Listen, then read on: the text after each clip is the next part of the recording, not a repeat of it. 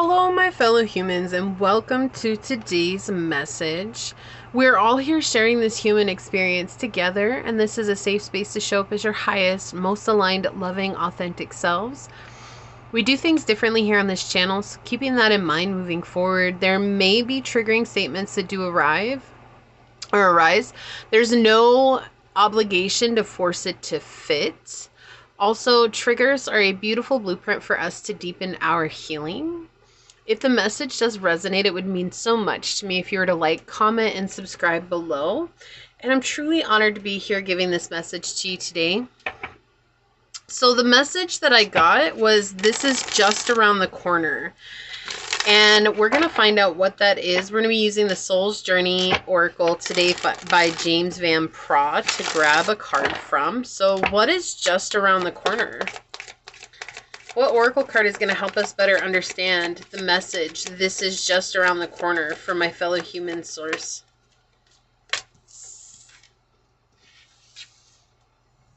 All right, on the bottom of the deck, we have growth. Okay, we'll leave that out. We'll check those out. It says, I want to expand my consciousness and my awareness.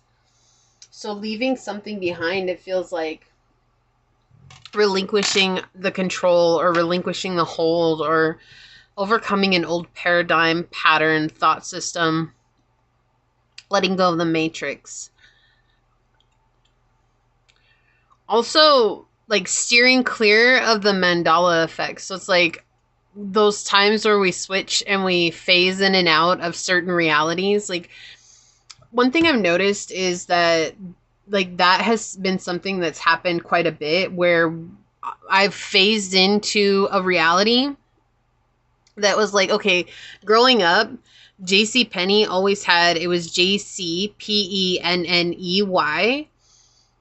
But then when I was in my 20s, it changed and it was just JCPENNY.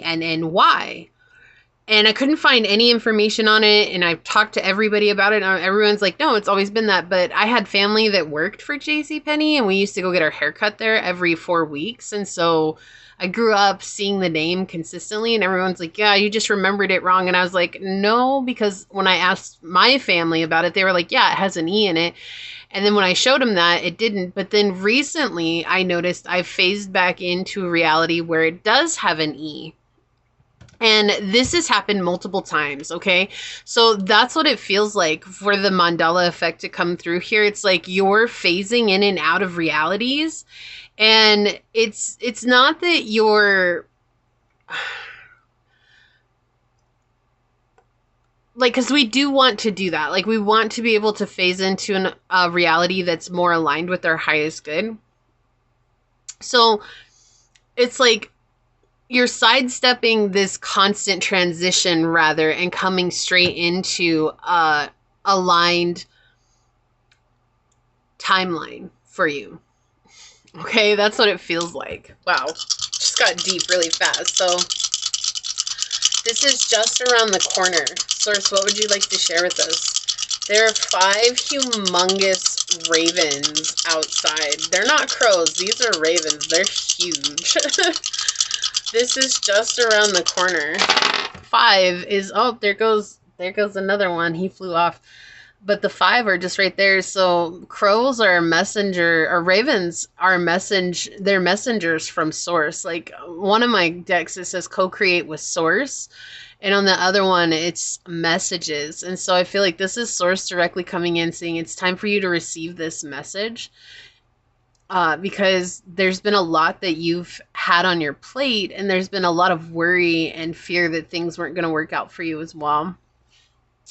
Oh, so we have the first house, we have Cancer, and we have Pluto coming in. Yeah, transformation. You had to transform first. So you had to learn how to care for yourself and make that your priority. Codependency is something that you've had to deal with in your life. And if you don't know your attachment style, that might be something for you to look into as well. But I feel like you've had to heal your attachment style. And to come into the healthy attachment style is oftentimes very difficult for people who've grown up in anxious, or avoidant, or anxious avoidant, or avoidant anxious. And I think there's two others. I'm not 100% sure on all the attachment styles. But anyways, when you have these attachment styles that are built on codependency and roller coaster ride of emotions, to come into something that is healthy is oftentimes very boring for people who have had just constant stimulation, trauma, chaos. Excuse me. Pardon me. Woo. And now coming into a state of a healthy attachment where you're growing and evolving with someone who's also growing and evolving, it can feel mundane and boring and predictable, but it's that it doesn't necessarily feel safe, because what has felt safe your whole life has been chaos. And so it's letting go of that chaos, whatever that is. It doesn't necessarily have to be with relationships. It's codependency. This could be on a substance, on work, on a situation, on a person, on life in general. There's a huge transformation and a reclaiming of your internal power here. And this could be done through unorthodox ways. So this could be done through like moon magic, rituals. This could be done through affirmations, through meditation, through prayer. It could be done through any one way that suited you on the journey, but it just seems unorthodox. It's not necessarily the same way that everyone else goes about it, but it has served you and served you well. And now that you have worked so hard to change your internal world, that is being mirrored in the outer world. And I feel like for you, it's been this constant waiting game of just like, well, I've been working hard on myself for a long time. Like, I feel like I should have already experienced this change in the external world now. But what has been happening is that you've been phasing in and out of realities that some align with you, some don't, because there's certain discrepancies or challenges that you needed to heal at each turn. And now you're stepping into a more aligned timeline where you're going to be seeing a lot more freedom and happiness and love.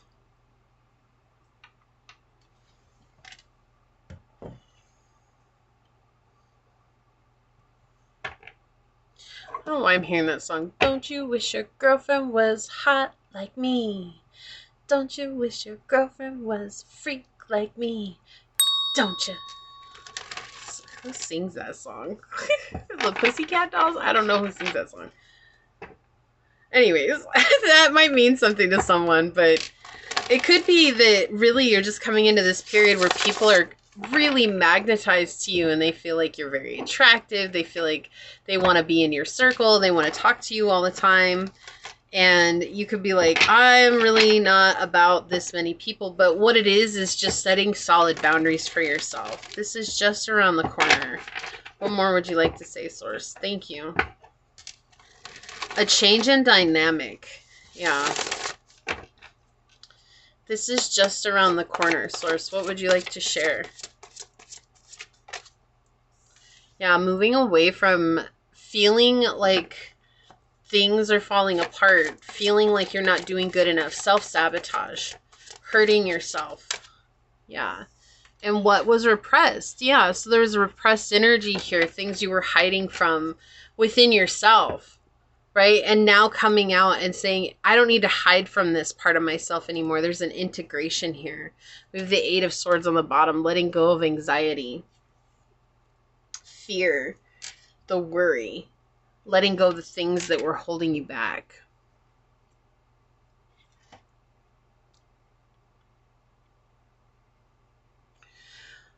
No longer are you going to be your own worst enemy. Right? There's a lot of taking care of, didn't we say that? Putting self-care as a priority, and in self-care and putting that as a priority, you're now recognizing the moments when you are your own worst enemy.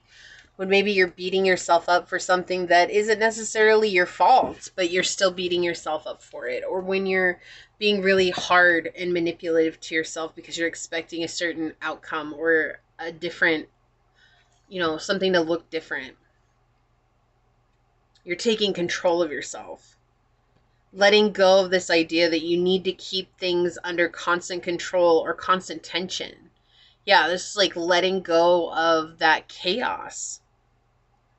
There was always that internal conflict. That's what I was saying. So maybe there's going to be someone that's coming into your life soon that's a very healthy attachment style, and you've earned this, but it feels like it's scary because it's different than what you've known. And so that causes a lot of internal conflict. Like, I want peace in my life, but peace almost seems boring because when it extends for a certain amount of time, then all those frayed nerves that you've had for so long start to get irritated, and they're like expecting that recoil from the situation, but it's never coming.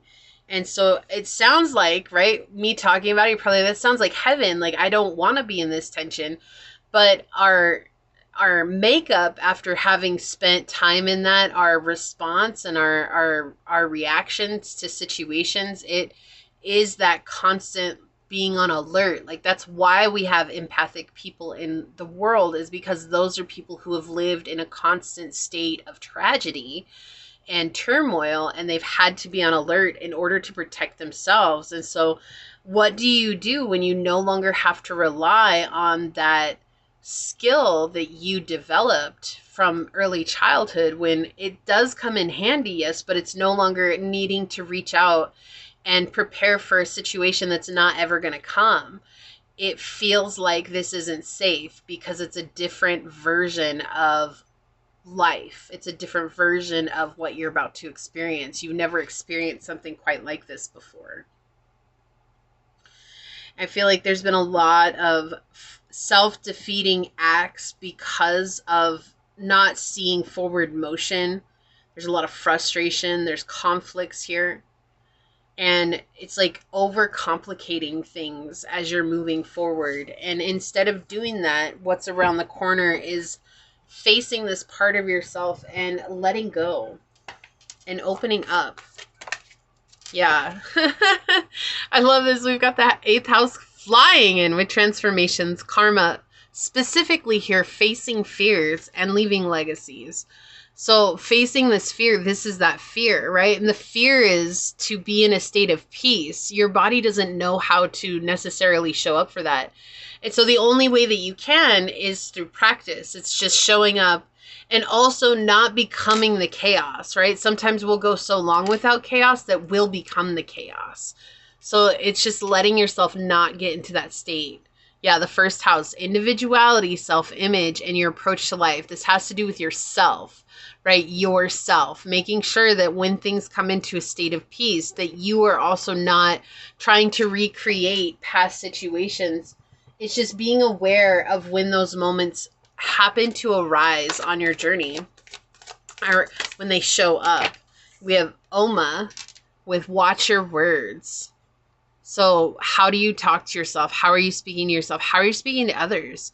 You might have somebody in your life that's really consistent and it's a peaceful situation, but there might be a certain thing that happens at a certain time of year and all of a sudden you bite this person's head off because you're expecting things to go south. And so you're just showing up and you're like, like, why do you have to be this way? Like, why do you have to do this? And they're over there like, whoa, hold on. Like, that's not what happened. But you're in that defensive mode because you're afraid that things are going to fall apart. And so we do that. That's a subconscious response. It's things that are playing out that we have to face. So when we recognize that about ourselves, then we can start working on them. And so there may be a time and a period where you do have to apologize, but also don't be afraid of that apology, and don't be afraid, be honest and be real is what they're saying. And we have to own that about ourselves, right?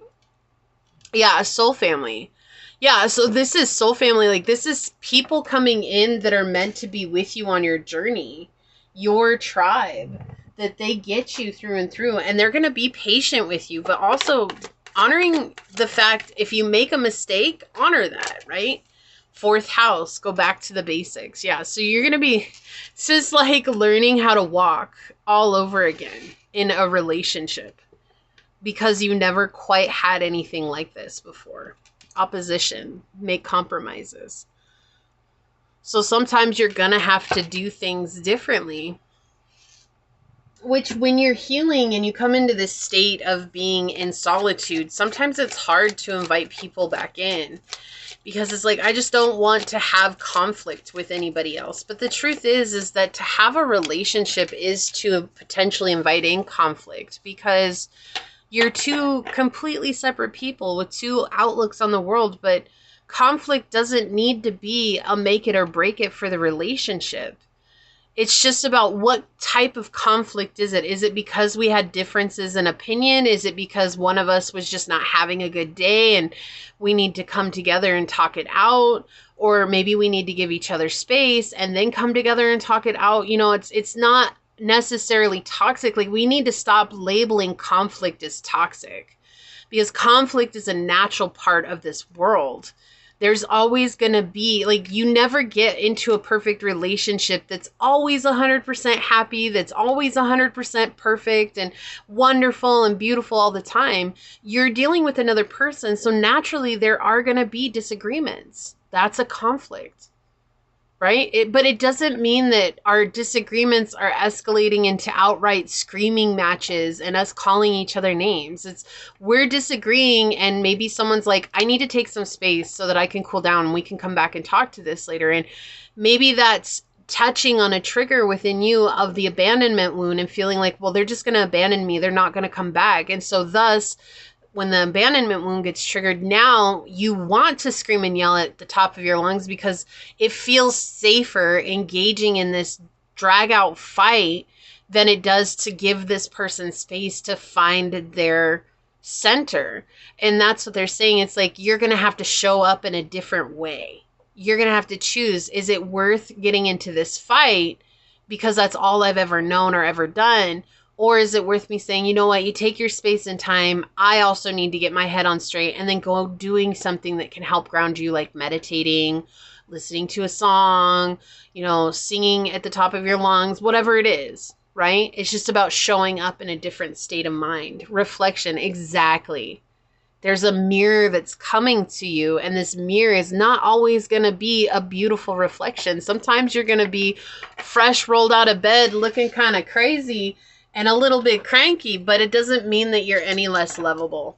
And it doesn't mean that you're any less amazing, right? But we have to honor those differences between us and know that that doesn't mean that this person's toxic for us. We need to stop labeling conflict as toxicity. Speak up. What are you not saying that's eating you up inside? You can't keep this in forever. It's time to let it out so you can move on and be happy. And that's the other thing. Don't bottle it up either, because this person, whoever they are, they respect you so much and they care about you so much that they want you to tell them what's going on. Like, they want you to tell them how you're feeling, what's going on. And so that, you know, if they messed up and you don't tell them, they're not mind readers. They're not going to know unless you tell them. Okay, so maybe it's this person who wants to come in and give an apology. So, but at the end of the day, if we're just saying like, oh, nope, they screwed up, screw them, like they're toxic for me, and people are human. We're all human, and if we hold every little mistake against a person, we will never ever have people in our lives. Letter, note, text message, invitation. Yeah, so there's a need to communicate here. Okay.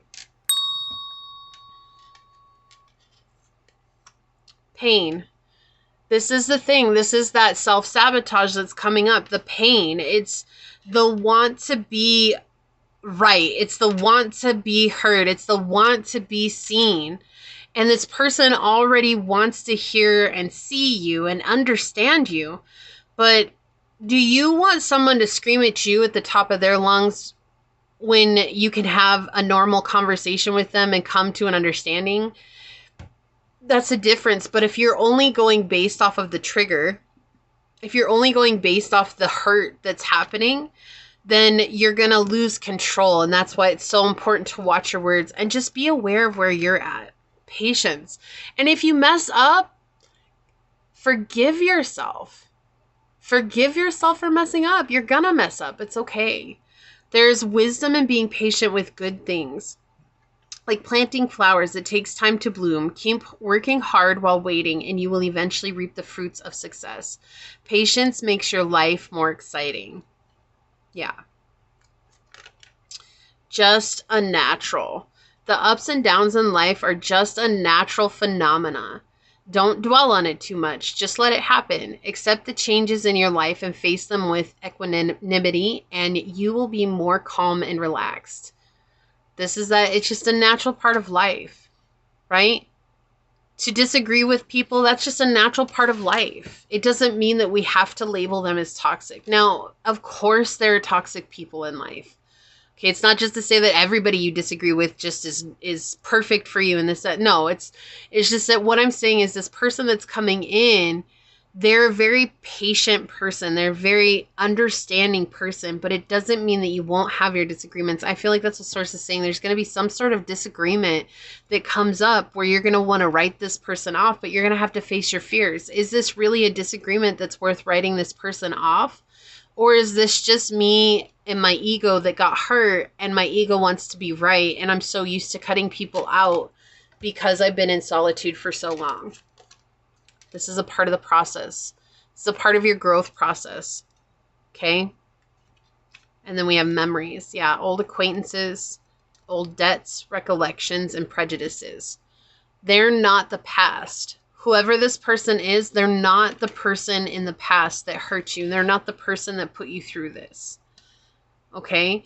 And that's just something to keep in mind. So we have growth here with I want to expand my consciousness and my awareness. This is all about expanding.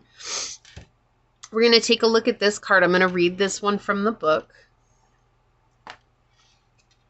Failure. I understand that a mistake is only an opportunity to learn. Wow. What were we talking about? Like, you can't hold everybody's mistakes against them. People are going to have human mistakes. We're going to have human mistakes. That's just a part of being alive. So it's an opportunity to learn. Can we learn more patience? Can we learn more love? Can we learn, is this okay for me to face this head on, or is this something that is truly not going to be healthy for me? I feel like there's something here that's saying, like, every time a mistake arises, the first thing that you want to do is just cut someone off because that's easy. It says life on earth is full of experiences. It is our human brain that views outcomes as good or bad. The soul simply views them as chances to grow. Learn to see the big picture of life instead of the minutia. Failure to accomplish this task is merely an opportunity to evolve, and the negative connotation of the word failure can prevent you from trying again. You must come to the realization that there is no judgment involved with your soul's lesson. Realize that what you view as failure is just your soul telling you,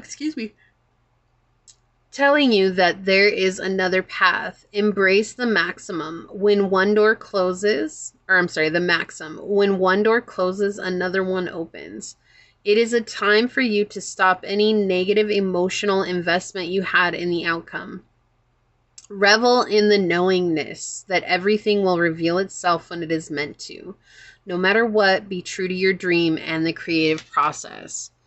Right? So again, it's just, this is very powerful. It is time for you to stop any negative emotional investment you have in the outcome. Right? So letting go of the negative belief systems that are tied to that. This is just around the corner. This is going to help you see things from a much more positive state of mind. But it's also going to help you reframe a lot of the trauma and the pain that you experienced from the past and recognize that while some of these people were incredibly toxic for you at the time, that a lot of what happened between the two of you was human error. And it's okay. You're going to be able to let that go and have this sense of freedom that comes with that. that's where your growth is taking you. That's what's just around the corner for you. Okay? So I know this was a difficult reading, but I'm so proud of you if you've made it to the end, because that means that your soul is ready to hear this. You are ready to acknowledge this and that it is going to happen for you. So if you felt like this was your reading, leave the little eagle emoji down below and say, it is through patience, kindness, compassion, and seeing things from a higher place that I am able to relinquish the hold on the past and set myself free to the present moment. And if it resonated with you, it means so much to me if you were to like, comment, and subscribe below. And if you're interested in supporting the channel further, you'll find everything you need in the description box. With that, I would like to take this moment to thank your guides, your spirit messengers, your angel source, and my spirit guides for coming together to give us this truly profound reading. And until next time, stay human. Bye.